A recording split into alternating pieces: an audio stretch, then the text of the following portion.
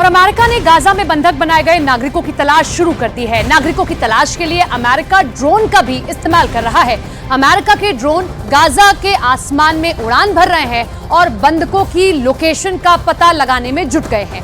7 अक्टूबर को दरअसल हमास के लड़ाके इजराइल पर जब हमला करते हैं, उस दौरान वो कई लोगों को अपने साथ बंधक बनाकर ले गए थे। और इजराइल के सामने सबसे बड़ी चुनौती इस वक्त यही है कि वो जहां हमास से युद्ध लड़ रहा है, वहीं उसको उन लोगों को भी वापस लाना है जो हमास अपने साथ बंधक बनाकर लेकर गया था।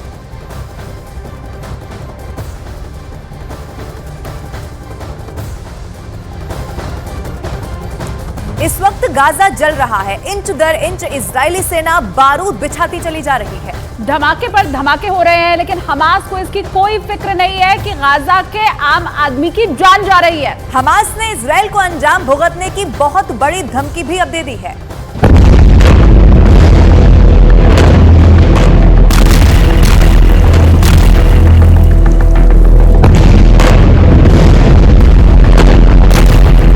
हमास किस लेवल पर इजराइल से जंग लड़ रहा है, ये वीडियो इसकी प्रामाणिकता साबित करता है।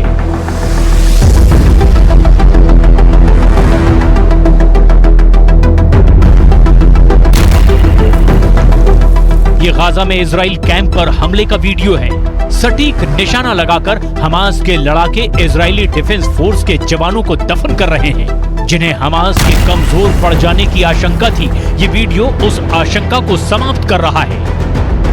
हमास फुल ऑन युद्ध लड़ रहा है, उसके कमांडर मारे जा रहे हैं, लेकिन इजराइल के हमले का जवाब देने से हमास नहीं चूक रहा।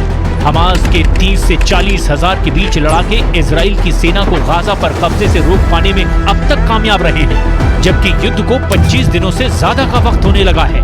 सिर्फ 40 से 45 किलोमीटर लंबी और 6 से 12 किलोमीटर चौड़ी गाजा पट्टी के हमास लड़ाके अब भी आजाद हैं। इजराइल की तलवार उनसे अब भी दूर है। सवाल है, आखिर क्यों? क्या हमास के हमले ने इजराइल को रोक रखा है? हमास ने क्या कहा? हमास का नेक्स्ट प्लान क्या है? हमास फिर करेगा 7 अक्टूबर जैसा क्रूर हमला? हमास ने कहा इजराइल का अस्तित्व कबूल नहीं।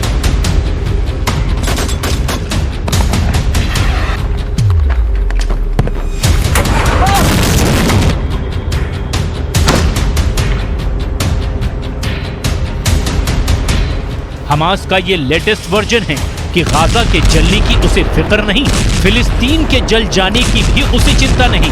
हमास 7 अक्टूबर की तरह मौका मिलते ही इजराइल पर हमला करेगा। गाजा की तरह इजराइल में फिर कत्ल होंगे, लाशें बिछेंगी, मासूम मारे जाएंगे। हमास ने जो कहा है वो